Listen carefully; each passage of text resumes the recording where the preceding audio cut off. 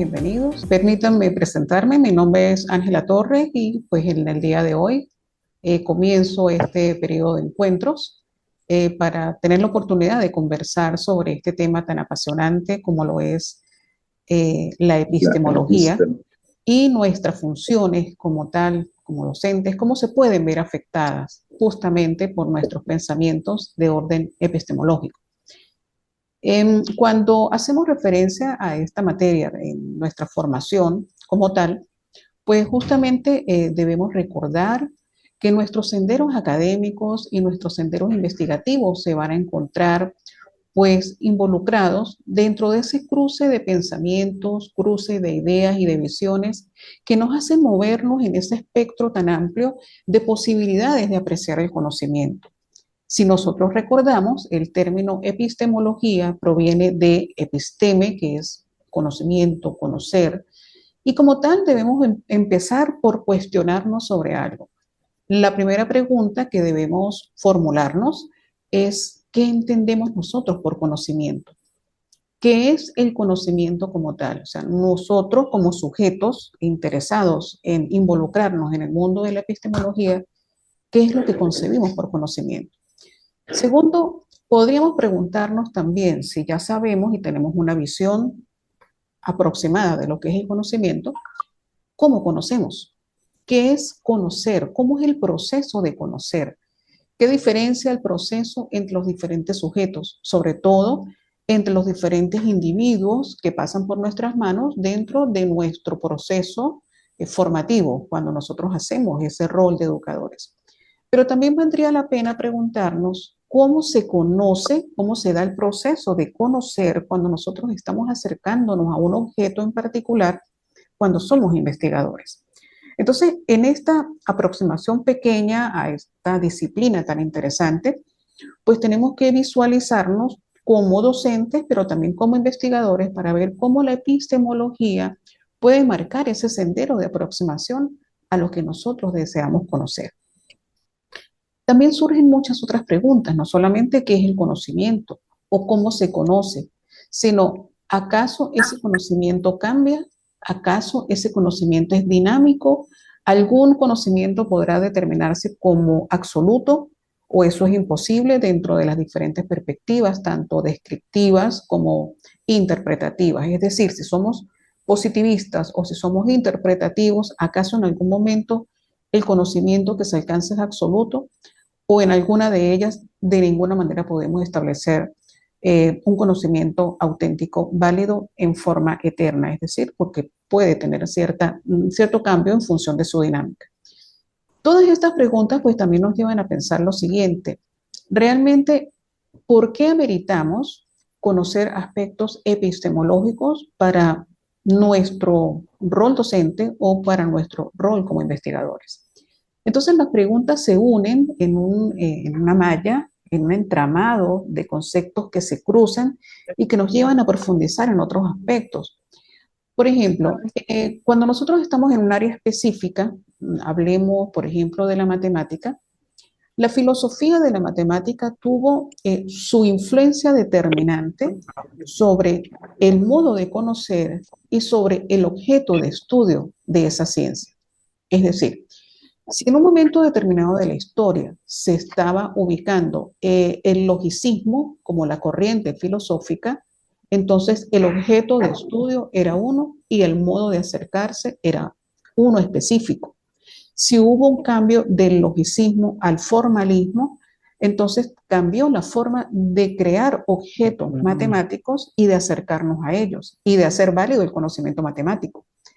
Si ya no nos ubicamos ni en el logicismo ni en el formalismo, sino que evolucionamos hacia el intuicionismo, pues también habían otras formas de ver los objetos matemáticos y de crearlos. Gracias. Creo que tenemos un micrófono abierto, por favor. Estoy escuchando algo, gracias. Bien, entonces, así como en la matemática ha evolucionado en función de los cambios filosóficos en todas las disciplinas, en cualquier área de las ciencias naturales, también la manera de ver los objetos de estudios ha cambiado. Si nosotros estamos hablando de la forma de enseñar, por ejemplo, nosotros como educadores queremos investigar sobre esas formas de enseñar en las ciencias naturales, solo por mencionar un campo, pues tenemos que, si queremos investigar, ubicarnos en un posicionamiento epistemológico, es decir, nosotros debemos tener una idea clara de cómo se genera el conocimiento en el campo de las ciencias naturales y cómo el docente permite establecer esos puentes de conocimiento entre sus estudiantes y él. ¿Cómo es el rol de acercamiento entre estos dos elementos que actúan entre estos dos actores y realmente de dónde proviene ese conocimiento y cómo se plasma en clase a través de un clima didáctico apropiado? Entonces, investigar implica tener un cuadro recreado inicial sobre cuál es esa realidad a la cual yo me quiero acercar.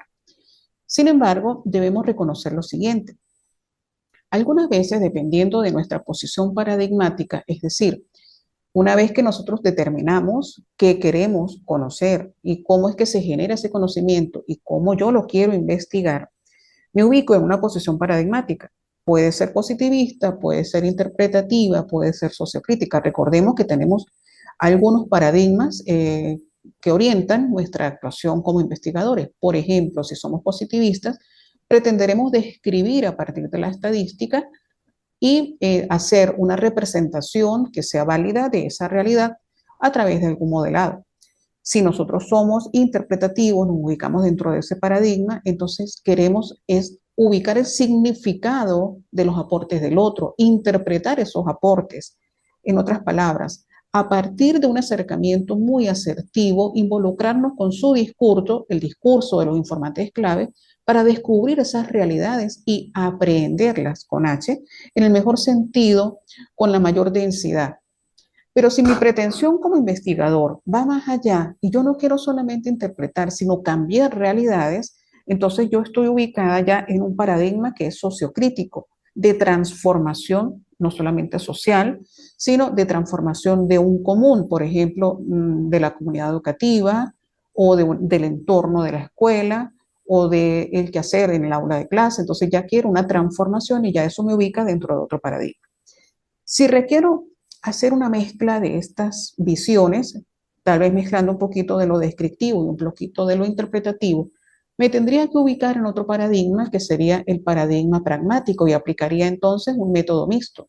Un método mixto que bien puede ser paralelo, cualitativo y cuantitativo, o bien puede ser secuencial en función de lo que algunos de los autores señalan al respecto, o tal vez más peso en lo cualitativo, menos en el cuantitativo, todo depende pues de los intereses del investigador. Eso me involucraría entonces en ese paradigma que es pragmático. No obstante, en los actuales momentos, desde hace 2 décadas para acá, las transformaciones en las visiones que se tienen sobre la realidad, pues llevan algunos cambios también en nuestra forma de ver el contexto educativo. Por ejemplo, se habla ahora de la transcomplejidad, ni siquiera el paradigma de la complejidad, que fue el que vino luego del paradigma que acabo de mencionar, si pasamos del positivismo. Por favor, tenemos un micrófono abierto de nuestra compañera Margarita, por favor. Muchísimas gracias.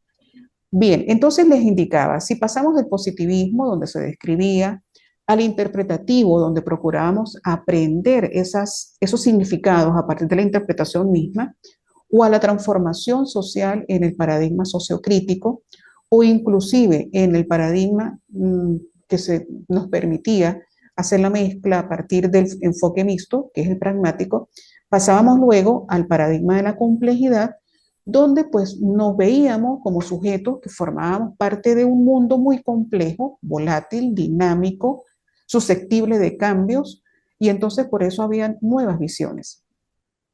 Cuando Morán establece esa posibilidad de hacer estudios desde el mundo de la complejidad, pues nos abre a nuevas visiones, nuevas perspectivas, donde nos hace ver sujetos activos dentro de un mundo complejo y dinámico, pero donde el valor de cada actor cambia.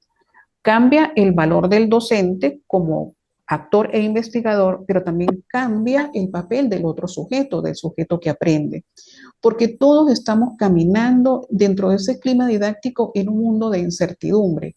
Las clases de hoy, si estamos enseñando ecuaciones diferenciales, por mencionar algo, no van a ser iguales a las clases de mañana, porque los sujetos son diferentes, el contexto también lo es, los intereses varían, las circunstancias contextuales también, las complejidades mismas de la realidad social, pues hacen diferentes esos escenarios. Entonces, hay que hacer un ajuste y siempre tendríamos que vivir bajo cierta incertidumbre.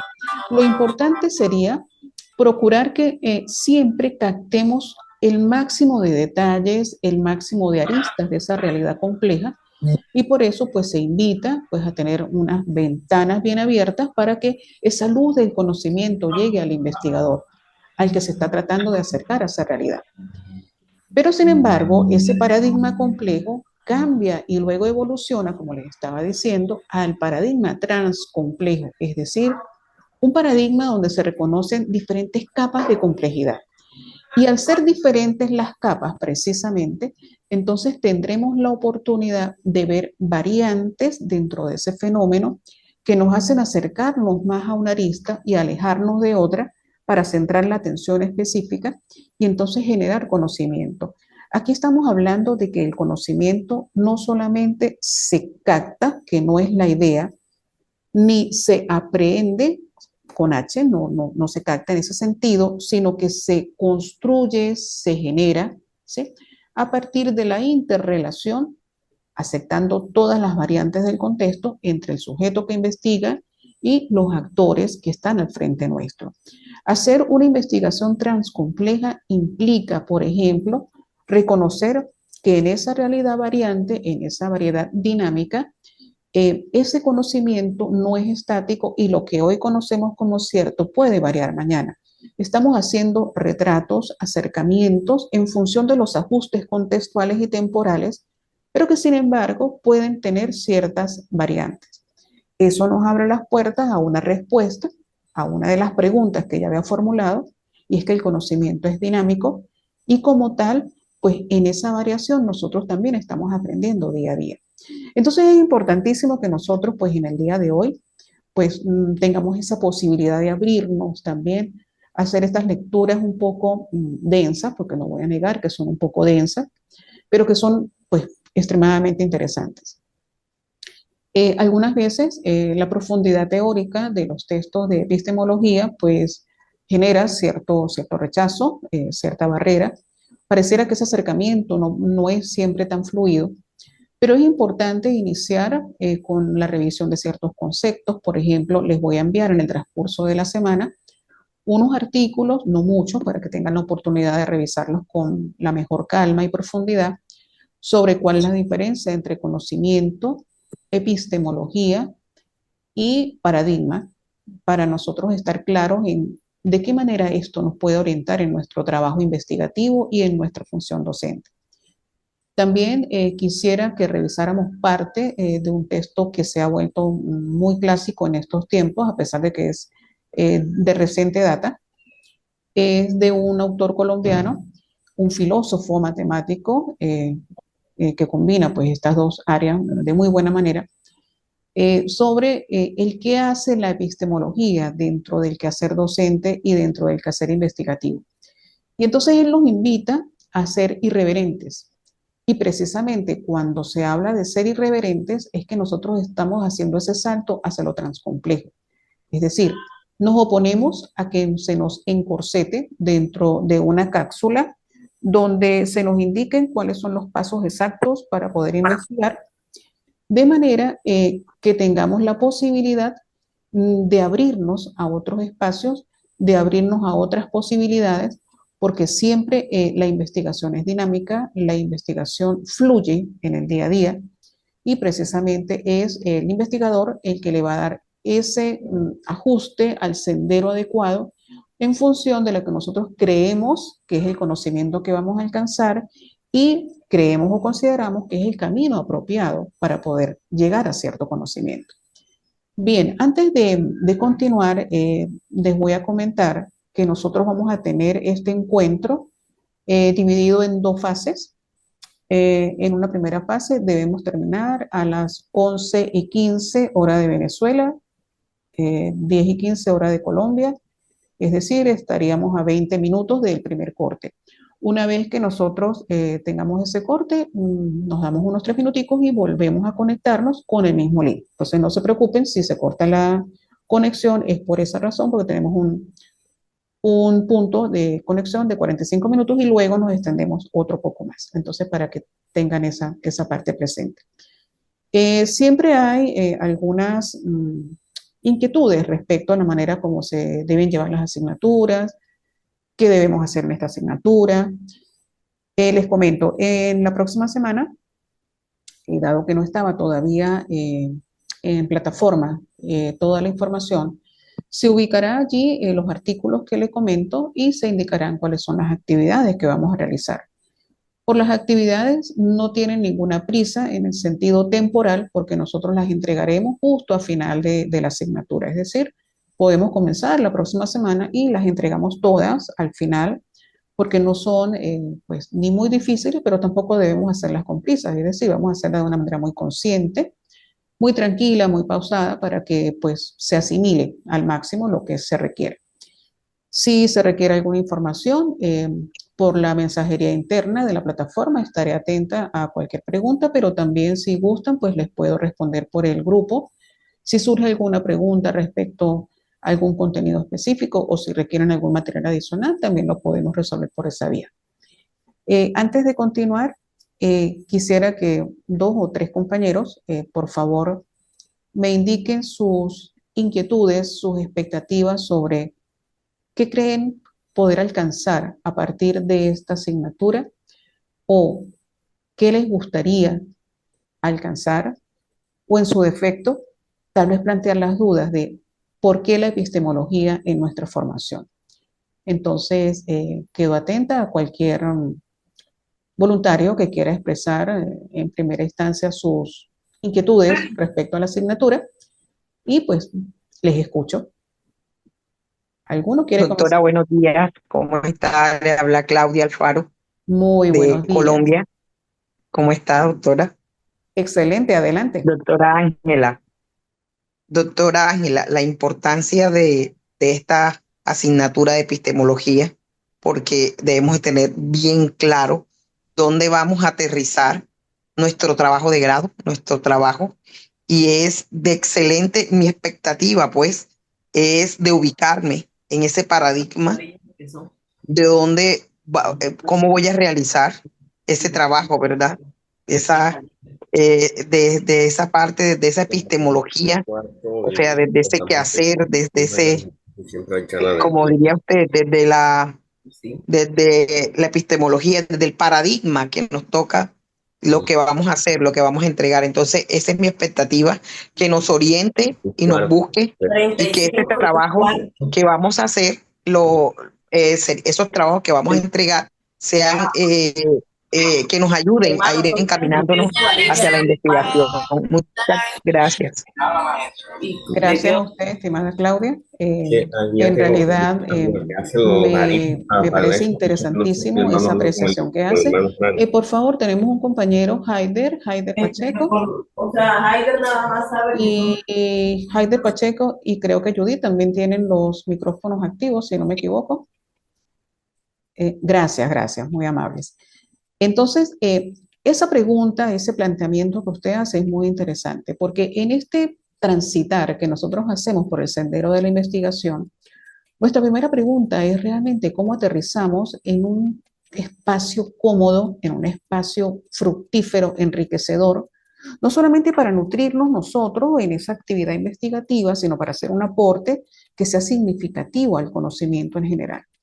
Entonces, en ese sentido, lo primero que nosotros debemos hacer es ubicar la diferencia que hay entre esos paradigmas diferentes en los cuales nos podemos mover y luego, una vez que establezcamos en cuál paradigma me quiero ubicar, lo más importante es determinar qué quiero observar, qué quiero analizar, qué quiero interpretar, a quién me quiero acercar. Bueno, yo me quiero acercar al sentir del docente respecto al maltrato moving, por ejemplo, como término técnico, al cual es sometido por sus compañeros y directores en un espacio de las instituciones públicas, del departamento tal específicamente. Entonces ya me estoy acercando, ya quisiera saber un centro. Muchísimas gracias, doctora. Sí. Ajá. Sí, adelante. Ahí con la respuesta que usted me dio, le voy a hacer otra preguntita. O sea, ya yéndonos más allá, porque desde eso como la base para podernos ubicar, la universidad como tal, ¿qué pide al entregar como por ejemplo, alguna propuesta, una metodología? ¿Qué pide como producto de esa investigación? ¿Qué pide? ¿Cómo o sea, sí me entiende, ¿verdad? Que al final, ¿qué debemos entregar? ¿Hablas de al final de esta asignatura o al No, final como producto de no trabajo de como la grado? asignatura, sino que como producto de trabajo de grado. Recuerde que esta es la base. La epistemología, si usted más que nadie lo sabe, la base porque ya nos vamos a ubicar en ese paradigma que vamos a conseguir, ¿verdad? Pero entonces, para ir ubicarnos haciendo todo el proceso que vamos a hacer y ir teniendo esa mirada, ¿cuál es el producto que debemos entregar? ¿Cómo es? O sea, Bien, hablo un para poco, tener... es excelente. Muchas gracias por la pregunta porque eso también nos permite aterrizar dentro de lo que es la exigencia institucional. Eh, Al momento final, cuando nosotros ya tengamos ese producto generativo, ese fruto de nuestro trabajo investigativo, el documento debe plasmar una investigación que transite fundamentalmente en los siguientes capítulos. Un capítulo 1, donde se afiance lo epistemológico y demos a conocer a ese sujeto que lee, a ese lector, cuál es la razón de ser de ese objeto de estudio que nosotros estamos considerando. En ese capítulo 1, la redacción pasa por los siguientes procesos. La descripción de el deber ser. Por ejemplo, voy a hablar de que nuestra tesis doctoral es los comportamientos disruptivos como factores que afectan el rendimiento académico en los estudiantes de secundaria. Ese es nuestro título. ¿Ok? Entonces, yo comienzo la explicación de mi primer capítulo indicando el deber ser. ¿Qué es el deber ser? Pues que no hayan comportamientos disruptivos. Entonces, yo comienzo la explicación indicando que el clima didáctico es un elemento esencial que conforma parte del contexto que afecta al estudiante y al docente dentro de su quehacer. Por tanto, se espera que siempre el clima didáctico sea apropiado, se genere en función de los intereses, atienda los requerimientos contextuales y se den en la armonía requerida.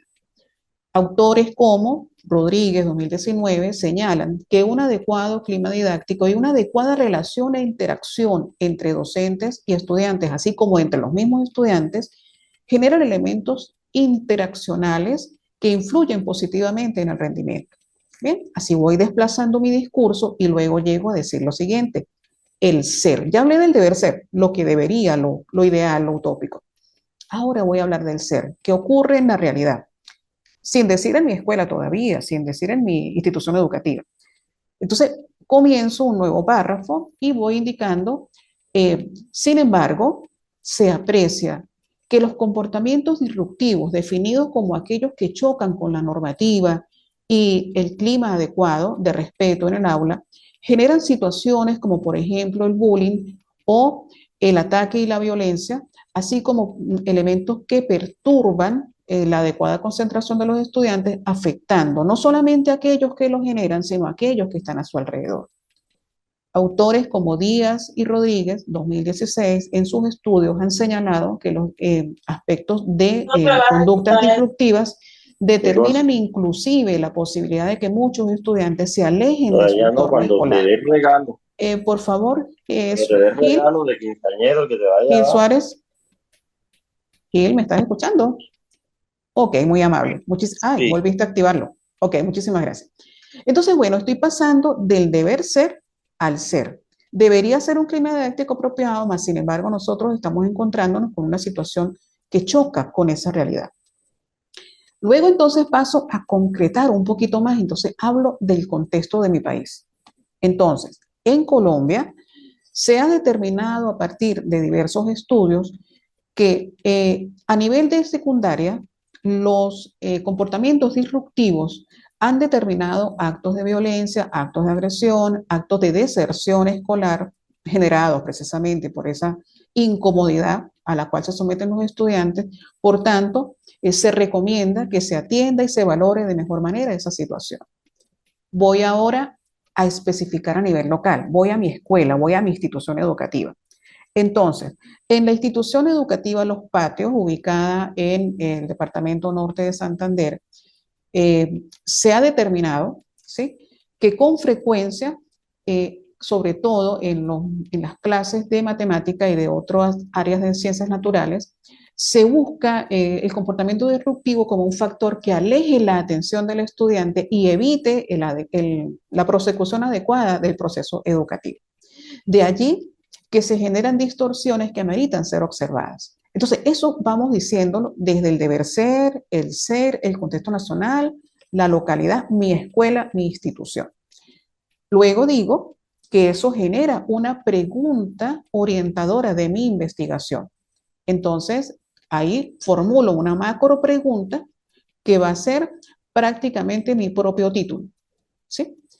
Esa macro pregunta que se parece a mi propio título, a su vez va a ser la pregunta que define, porque es casi igualita, mi objetivo general. Bien, y luego hago unas micro preguntas o preguntas orientadoras de segundo orden que van a ser mis objetivos específicos. Bien, falta un poquito más dentro de este capítulo 1. Dentro de este capítulo 1 debo especificar la justificación de mi trabajo. Bien, ahora debemos decir por qué nuestro trabajo va a ser importante. Bueno, aquí podemos hablar de importancia y de relevancia desde el punto de vista práctico, porque va a mejorar como tal la práctica docente, desde el punto de vista teórico, desde el punto de vista metodológico, desde el punto de vista social, y entonces con esas 4 aristas justifico la relevancia de mi trabajo. Inclusive puedo indicar si hay alguna línea de investigación dentro de la cual se ubica mi trabajo, que ese trabajo va a nutrir esa línea de investigación. Posteriormente, cuando ya tengo esa parte culminada, hablo de los aspectos epistemológicos que mueven el trabajo. Es decir, cómo queremos acercarnos nosotros a este trabajo que vamos a definir como nuestro objeto de estudio, porque aquí se va a cruzar lo ontológico y lo epistemológico. Es decir, ¿qué voy a estudiar? ¿Cuál es mi objeto? ¿Y cómo me voy a acercar a él? Entonces voy a decir, voy a estudiar el comportamiento disruptivo, definido como tal, y lo voy a estudiar a partir de un paradigma tal. Entonces allí estoy diciendo lo ontoepistemológico, es decir, qué y cómo. ¿Qué voy a estudiar y cómo me voy a acercar?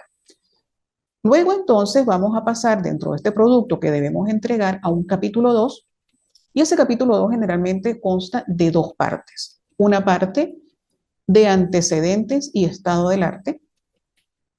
Allí se ubica todo lo que se ha generado, si estamos hablando de estado del arte, todo lo que se ha generado como aporte teórico respecto a los comportamientos disruptivos y particularmente en secundaria.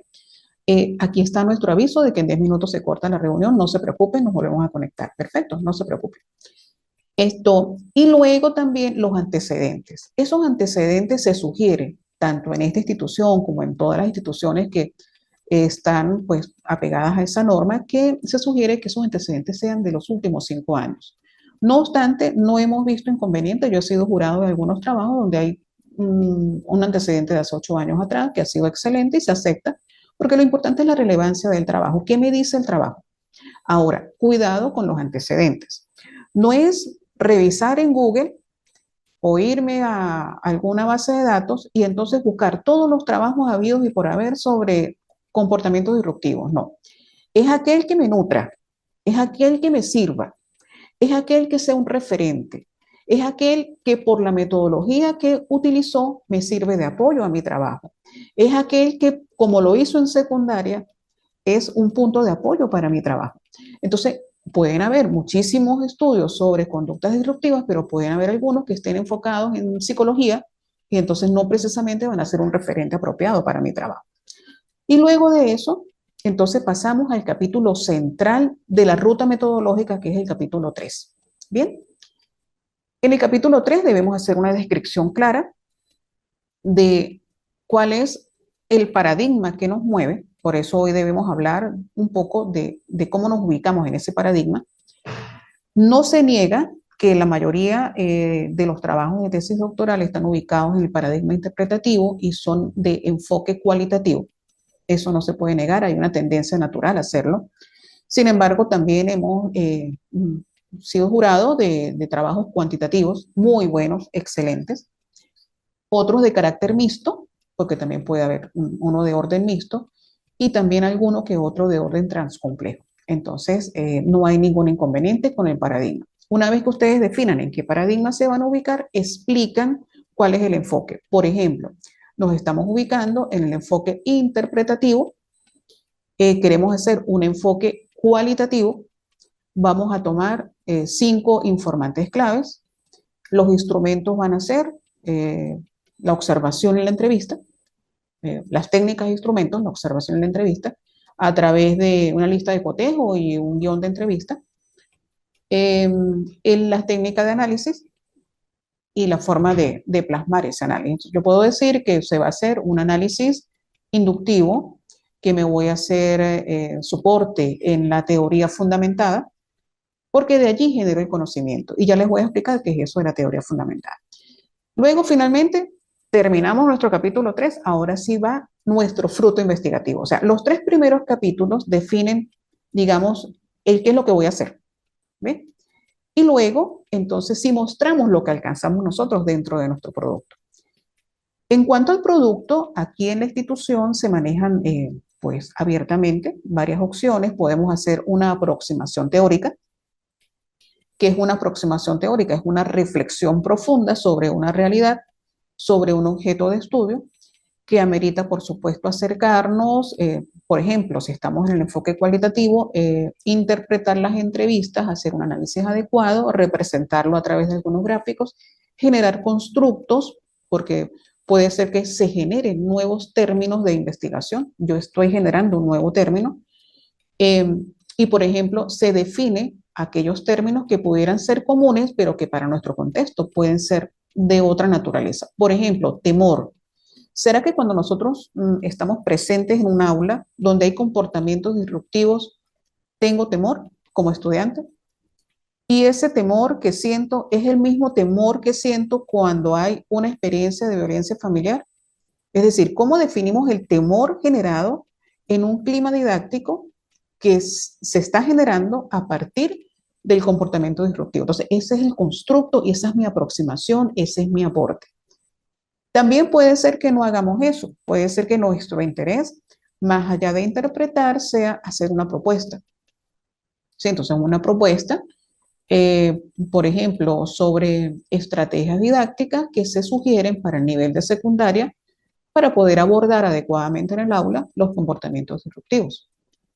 También puede ser que si no fuese este el tema y fuese de otra naturaleza, un modelo, podemos generar un modelo formativo para los docentes que quieran involucrarse con las tecnologías de la investigación para la enseñanza de las ciencias naturales. Entonces, todo depende de cuál es nuestro interés final. Por eso, la perspectiva de acercamiento, pues define claramente cómo me voy a acercar, pero también qué voy a generar.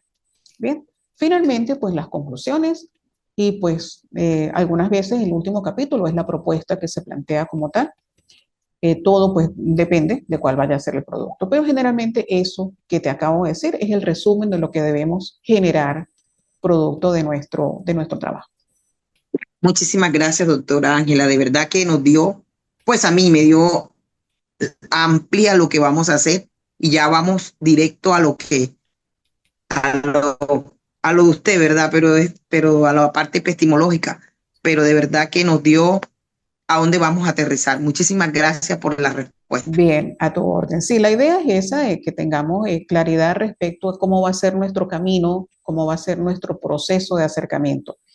Lo difícil como investigadores y como generadores de un trabajo de grado, de orden doctoral o de maestría, no importa el nivel, es determinar exactamente el objeto de estudio, porque algunas veces somos tan amplios y somos tan ambiciosos que queremos estudiar medio continente, queremos analizar millones de factores y queremos resolver la vida nuestra y la vida de los demás. Es decir, queremos ser tan ambiciosos que terminamos envueltos en una complejidad de situaciones de investigación que no nos lleva a un resultado muy claro y que obviamente puede pasar por el tamiz de los jurados donde nos dicen, atención, alerta, aquí tenemos que definir mejor. Entonces hay que ser un poco menos ambicioso, más específico, más conciso, eh, ubicar no solamente el hecho que queremos estudiar, sino dónde lo queremos estudiar. Bueno, lo queremos estudiar en toda la institución educativa, lo queremos estudiar en la institución tal, en el grado tal específicamente. Si lo vamos a hacer en el grado tal, sección A o grupo 1, eso es por conveniencia. Entonces tenemos que indicar por qué es por conveniencia. Bueno, porque ese es el que yo atiendo o porque ese es el que está en el turno de la tarde, yo trabajo en la mañana. Entonces, explicar las razones de el qué voy a hacer, cómo lo voy a hacer y con quiénes, con cuáles sujetos. Recordemos que hay un elemento importantísimo que debemos reconocer, es la validez de los estudios. La validez y confiabilidad tiene mucho que ver no solamente con el hecho de que se replique el fenómeno, o sea, si usted hizo la investigación hoy, que otro sea capaz de hacerlo en otro espacio, sino que nosotros seamos capaces de indicar cómo lo hicimos para que el otro lo repita. Ahora, Perdón, atención, doctora, ¿la validez de qué? Perdón, ¿la validez de del qué? estudio, Perdón, la validez del del estudio, estudio. sí, o la validez de la investigación, ¿sí? Llamemos investigación al trabajo de grado para ser más generales, ¿sí? Entonces, nuestro estudio o nuestra investigación tiene que estar cargada de validez y de reconocida confiabilidad. ¿Cómo se presenta esta situación? Si nosotros explicamos adecuadamente cuál fue el contexto, cuál fue el espacio y cuál fue el tiempo en el cual realizamos la investigación, otro puede intentar replicarlo. No obstante, y atención con lo que les voy a indicar, se dice que en la investigación cualitativa la réplica no está garantizada. Y es cierto, porque nosotros como seres humanos somos diferentes. Los individuos que nosotros tenemos como estudiantes son diferentes. Las instituciones lo son. Entonces yo puedo hacer el mismo estudio, pero como son sujetos diferentes, sus singularidades pues los hacen disímiles a aquellos con los cuales yo inicialmente trabajé. Por tanto, es difícil hacer una réplica absoluta, pero sí podemos dar luces a otro investigador para que haga una investigación similar. No análogo totalmente, pero sí similar para ver en su contexto qué resultados puede obtener. Entonces, esos elementos también deben ser muy claramente definidos. Bien, a eso me refiero en ese sentido. Y en cuanto, eso porque garantiza la confiabilidad. Y en cuanto a la validez, hay muchos aspectos que le dan esa robustez, entre ellos la triangulación, pero también tenemos que saber cómo triangular y qué es lo que voy a triangular. Ya vamos a hablar del capítulo 4 un poquito, porque ya te di digamos, un paseo somero por esos elementos, pero en el 4 yo te Triangular puedo... esas categorías, esas variables, ¿no, Sí, doctora? Triangular exactamente. esas categorías, esas variables que vamos a afrontar, ¿no? Sí, señora. La última pregunta que nos formulaban hacía referencia a ese capítulo 4. Les comento algo, ya ese producto ustedes saben en este momento que lo pueden generar en función de tres opciones. Dependiendo de cómo ustedes epistemológicamente aprecien su realidad educativa, pues van a decidir cuál es su objeto y cómo se quieren acercar. Entonces van a decidir si, por ejemplo, se formular estrategias, valorar la concepción del docente respecto a, o interpretar el sentir de los estudiantes respecto a.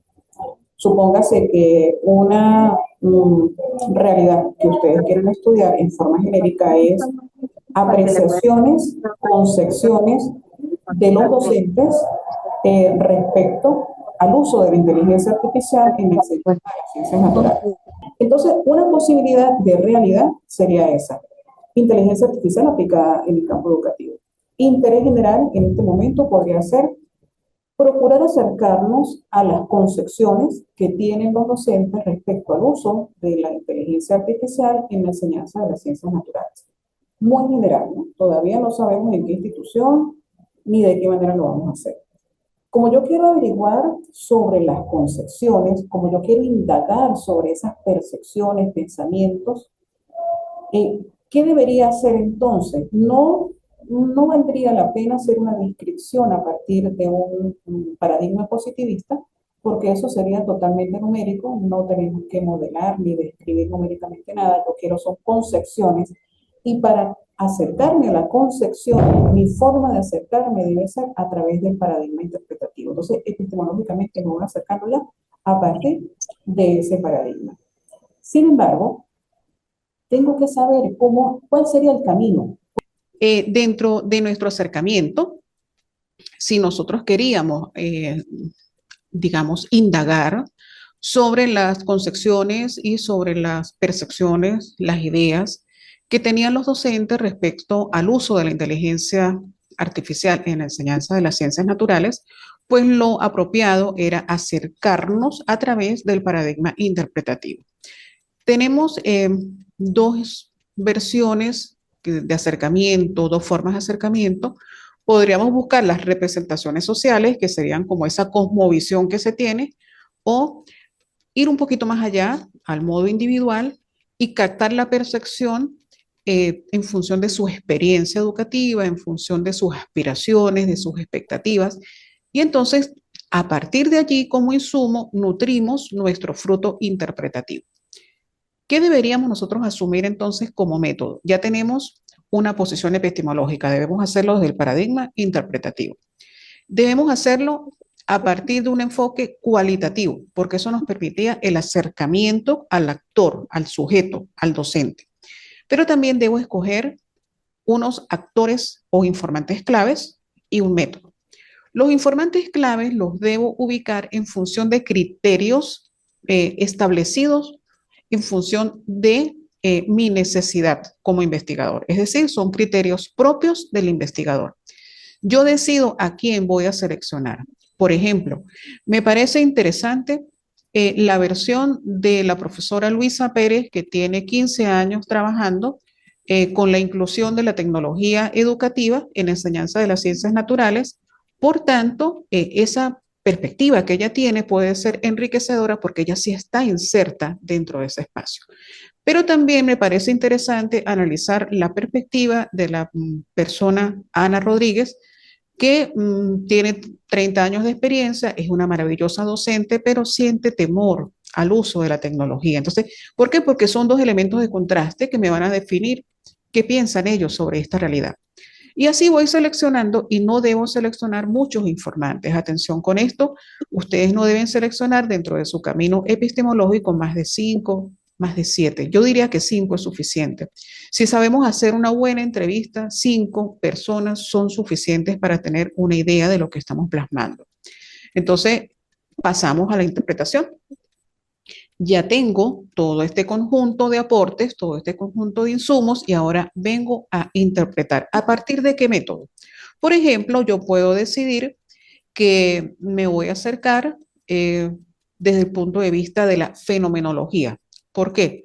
Porque estoy ubicando la interpretación de un hecho real sin involucrarme dentro de la experiencia de la persona, es decir, sin que yo como investigadora afecte su quehacer, sino yo lo que voy a hacer es interpretar el sentir del otro. Entonces, puede ser fenomenológico. ¿Y qué técnica me permite analizar todo eso que me están dando como insumo, todos esos aportes, todas esas ideas? Puede ser la técnica de teoría fundamentada. ¿Por qué la teoría fundamentada? Porque justamente ella me orienta respecto a la interpretación de esos insumos. Por ejemplo, en el caso de nuestro supuesto trabajo, como queremos captar esas percepciones, pues esos testimonios me van a dar rasgos del sentir de ese docente.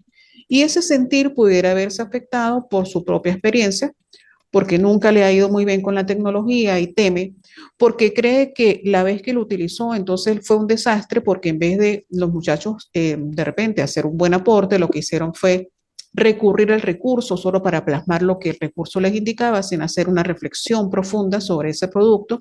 Entonces ellos me van a indicar una serie de cosas que me abre a mí una ventana de apreciación y creo un retrato.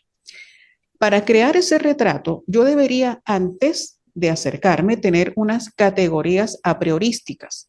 ¿Qué significan categorías a priorísticas? Aquellas que me dan idea sobre qué es lo que yo quiero captar de ese objeto de estudio. O sea, qué es lo que yo quisiera valorar en ese objeto de estudio. Y en función de esas categorías es que yo construyo mi instrumento, es decir, yo redacto mis preguntas. No obstante, al momento de aplicar la entrevista, de recurrir a la transcripción y de hacer a través de la teoría fundamentada mi análisis inductivo, pues puede ser que no necesariamente esas sean las categorías finales. Pueden generarse nuevas categorías, que son las categorías emergentes, o las categorías a priorísticas cambian de nombre. Ahora se llaman de una manera diferente, un poco más envolventes, más holísticas, y entonces eso me da la idea de que estoy captando. ¿Cómo se hace el proceso de teoría fundamentada? Bueno, inicialmente nosotros debemos, a partir de la transcripción, considerando el respeto a la validez, mostrar esa transcripción a los informantes para que ellos me indiquen si en efecto eso fue lo que ellos me quisieron decir o capté o escuché mal en algún momento y entonces escribí una cosa errada. Una vez que se valide, entonces comienzo a detectar las ideas importantes. Entonces, una idea importante pudiera ser, por decir, temor a la tecnología. Por ejemplo, pudiera ser resistencia al cambio didáctico. Otro pudiera ser barreras a la imposición de la tecnología. Otra situación, otra idea que pudiera surgir dentro de eso, pudiera ser nula reflexión por parte del estudiante. O sea, cuando la persona habló, hizo referencia a una nula reflexión por parte del estudiante. Por eso considera que posiblemente la inteligencia artificial no hace aportes dentro del área de la enseñanza de las ciencias naturales. Estoy elucubrando, ¿no? Estoy generando un espacio de trabajo interpretativo en un supuesto. Ahora, todos esos elementos, todas esas ideas que estoy mencionando, pues las debo ubicar en una tabla, ¿sí? Las voy colocando. Voy colocando mis códigos, esas son ideas que voy a llamar códigos, y luego pues yo debo unir esos códigos comunes en unos grupos más grandes, en unos conjuntos más densos, a los cuales voy a llamar dimensiones.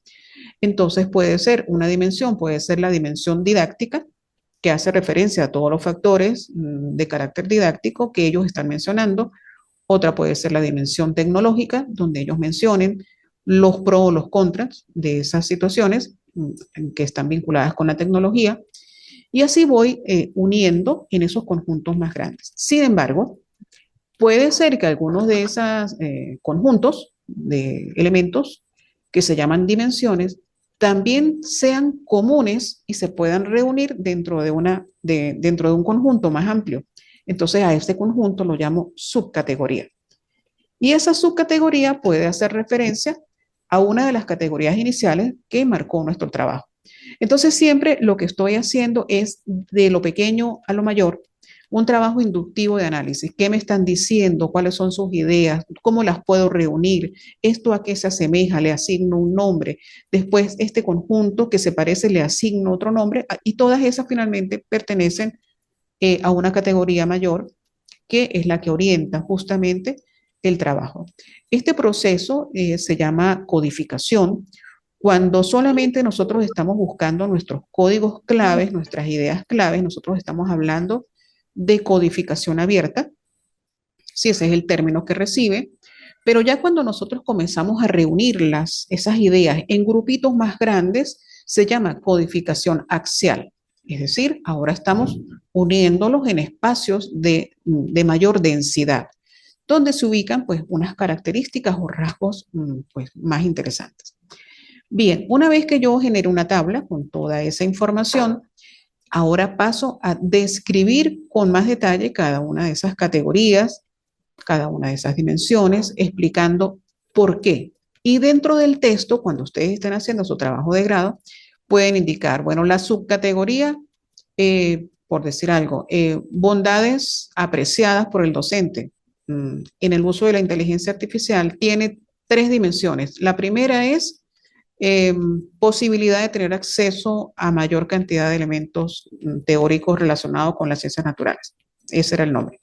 Entonces empiezo a escribir justamente dentro del proceso interpretativo, los testimonios de los participantes o de los actores me indican que los docentes consideran que la inteligencia artificial permite un mayor acceso y un mayor dinamismo en la búsqueda de información relacionada con un área tan interesante como el área de las ciencias naturales, lo cual puede influir positivamente en el rendimiento. Por ejemplo, el siguiente testimonio da cuenta de lo indicado. 2 puntos, entonces coloco informante clave 5, 2 puntos, comillas, lo que me dijo esa persona. Y así voy describiendo esa realidad apreciada en función de la información que voy recibiendo. Una vez que yo termine de describir toda esta situación con los aportes, entonces hago la triangulación. Bien, ¿en qué consiste la triangulación? Su nombre lo indica, es cruzar miradas, ¿sí? Cruzar perspectivas para garantizar justamente que lo que se está decantando es lo que me indica lo sólido, lo robusto de la información. Entonces, yo tenía 5 docentes, de los cuales, por ejemplo, 4 coincidieron en que hay excelentes aportes y uno se niega. Entonces yo eso lo debo cruzar y lo debo indicar. Entonces, indico que precisamente de los testimonios de los informantes se evidencia que en su mayoría se muestran contextos de acuerdo con los beneficios que pudieran aportar la inteligencia artificial. No obstante, destaca el hecho de que uno de ellos se opone y se argumenta esa posición en función de lo siguiente, y se puede colocar inclusive lo que la persona indica. La persona indica que por estas razones no considera apropiado el uso de la inteligencia artificial, uno lo puede colocar. Pero también, aparte de estar cruzando esa información entre las fuentes, o sea, entre los informantes, yo puedo cruzar esta información con lo que yo dije en el marco teórico. Porque en el capítulo 2 nosotros mencionamos unos antecedentes. Y Rodríguez 2016 dijo que los docentes sentían temor de la inteligencia artificial como herramienta de apoyo a su proceso de enseñanza. Entonces yo puedo indicar que esta posición de este informante clave particular coincide con lo expuesto por Rodríguez 2016. Entonces yo estoy cruzando lo interno, que son los sujetos, y estoy cruzando de una vez con lo que ha dicho alguien de el marco teórico o de los antecedentes. Señor, ¿Sí? disculpe un momentico. El compañero Luis Fernando está tratando de entrar hace rato y no ha podido.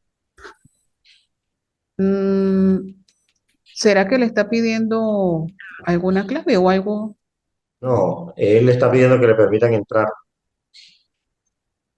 Pero aquí no tengo la posibilidad de permitir el ingreso como lo hacemos en Google Meet, por ejemplo. O sea, se supone que si está invitado al conectar debe ingresar directamente. Es Ah, extraño. Sí, es extraño. No, no sabría qué responderle desde el punto de vista técnico a esa situación. De todas ah, maneras, esto va a quedar grabado, ¿sí? Y ustedes van a tener la posibilidad, pues, de apreciar la grabación más adelante. ok, Entonces, bien, por favor, le comunicas eso. ok. Bien, entonces, como les estaba indicando, dentro de este proceso, podemos cruzar no solamente las miradas que tienen los diferentes informantes, sino que cruzamos lo que los informantes nos acaban de aportar con lo que me indicó un antecedente, un autor que yo consideré como antecedente, o con lo que me indican los autores clásicos que he considerado dentro del marco teórico. Es decir, allí vamos a tener la posibilidad de movernos dentro de ciertas intersecciones. Y allí, pues vamos a indicar coincidencias o divergencias con las posiciones de otros. Entonces, en ese proceso es que estamos creando la triangulación y puede ser que surjan situaciones totalmente diferentes a las que otro autor haya determinado. Entonces, uno puede indicar que nuestro estudio, al contrario de los investigadores en el área ibérica, pues denota, por ejemplo, una amplia aceptación o un amplio rechazo hacia tal cosa. Entonces, allí triangulamos y generamos cierto conocimiento inicial. Conocimiento que luego pues ampliamos dentro de lo que es la aproximación teórica, que es el último capítulo donde ya pues ahí sí uno toda mi reflexión y genero pues mi aporte, genero mi construcción teórica sobre lo que es el fenómeno o la realidad observada. Bien, entonces esto ha sido pues un pequeño recorrido. Todavía no hemos dicho exactamente qué preguntas deberíamos nosotros responder respecto a, pues, a lo que es el abordaje epistemológico, pero yo les voy a mostrar algunas de las preguntas que deberíamos nosotros considerar. Entonces, suponiendo que estamos interesados en introducirnos teóricamente dentro de lo que es el campo de la epistemología, pues deberíamos primero hacernos la pregunta, como ya les estaba indicando hace unos minutos atrás, sobre qué debemos entender por epistemología, cuál es su esencia, de dónde viene. ¿Es una corriente filosófica, es una ciencia, es una disciplina? ¿Qué es la epistemología? Segundo, una vez que ubiquemos justamente el concepto, la definición, la segunda pregunta que vamos a tener que respondernos en el transcurso de estos próximos días, antes de pensar en nuestro objeto de estudio y todo el proceso de acercamiento a ese objeto de estudio, es qué papel juega precisamente esa epistemología tanto en la investigación como en la pedagogía. ¿Cómo nos mueve a nosotros el conocer epistemología como investigadores y como docentes? Como actores esenciales de ese proceso, nosotros lo hacemos con conocimiento de que hay algo previo que nos mueve. Es decir, si yo soy docente del área de matemática, puede ser que me guste trabajar con el aprendizaje basado en problemas, con el ABP. O puede ser que quisiera apoyarme en la generación del clima didáctico que propone Godino en su enfoque ontosemiótico. O puede ser que tenga como elemento generador y motivante las representaciones semióticas para la enseñanza de cierto tema. O inclusive que sea un poco más clásica y quiera ubicarme en el constructivismo absoluto para generar mis clases. Entonces, siempre va a haber una corriente epistémica que tal vez ni siquiera seamos conscientes de que la manejamos y que nos mueve a nosotros dentro del aula. Ahora, si vamos a pasar al plano de la investigación, pues también es posible que de alguna manera emerja esa corriente que nosotros estamos manejando dentro de nuestro proceso como investigadores. Entonces, algo nos mueve a inclinarnos por esta situación. No obstante, algunas veces podemos ser, por decir algo, muy apegados a una corriente como el aprendizaje basado en problemas, pero estoy estudiando algo que amerita otra perspectiva y entonces pues eso me hace moverme desde un plano de acercamiento en la acción educativa hacia otro plano de acercamiento en la acción investigativa. Entonces, es bueno tratar de respondernos a algunas de estas situaciones. También hay una pregunta muy interesante. Las respuestas las da de muy buena manera Guadarrama, que era el filósofo y matemático colombiano que yo les estaba indicando, que es excelente referente para estos aspectos. Y él hace mención al hecho de que nosotros no debemos en ningún momento apegarnos a una estricta mirada. Cuando estamos hablando de un posicionamiento epistemológico, pudiera ser muy cierto y muy coherente, muy pertinente en función de cierto objeto de estudio. Entonces allí lo ontológico por el objeto y lo epistemológico por la forma de acercarme convergen de una manera muy armónica. No obstante, pudiera ser que en algún momento esa forma de acercarme se rompa, ya no sirva, ya caduca en función de otro objeto de estudio. Porque, como estamos diciendo, la realidad educativa es compleja, es dinámica, es volátil, es cambiante y cada objeto de estudio amerita una mirada diferente.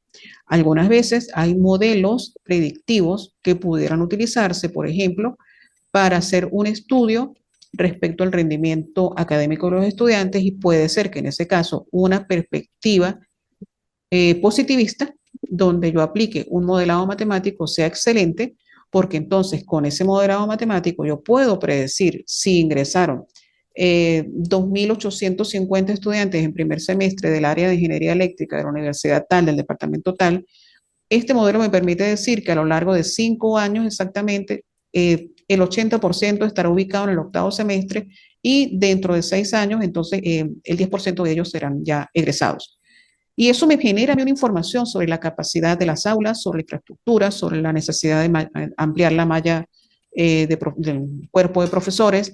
Entonces, esas situaciones sí ameritan un pensamiento positivista.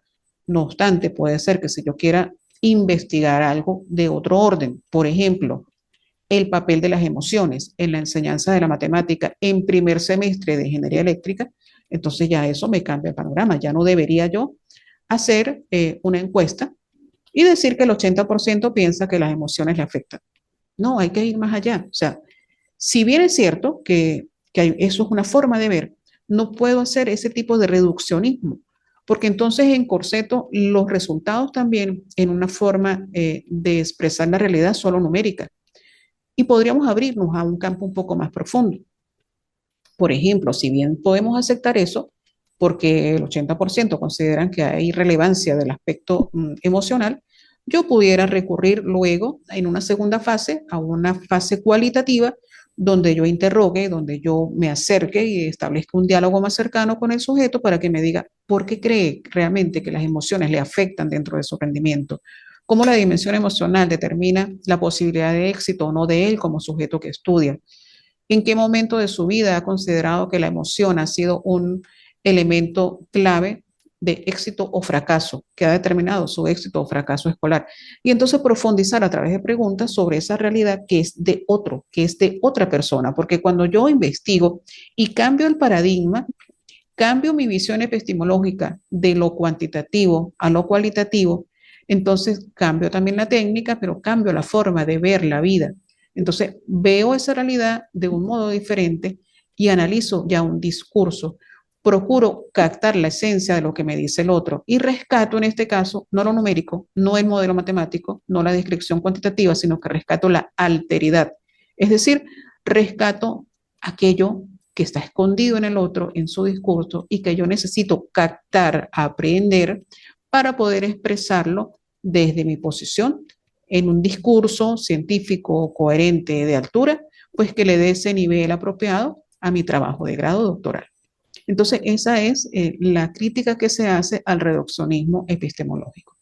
Pero también vale la pena indagar sobre cuáles son las nuevas posturas epistemológicas que emergen en la actualidad en cualquiera de las áreas de conocimiento, matemática, lenguaje, ciencias naturales o cualquier otra área que ustedes quieran investigar, porque como les decía, esa visión transcompleja es la que desde hace 2 décadas pues está emergiendo, indicándonos que hay múltiples capas de complejidad que pueden ser analizadas, pero que eso amerita de vencer las fronteras entre las disciplinas, de vencer el miedo a los diálogos entre pares y crear eso que se denomina un transdiálogo para generar nuevo conocimiento, para, digamos, germinar conocimiento sobre la base de fronteras abiertas entre las diferentes disciplinas.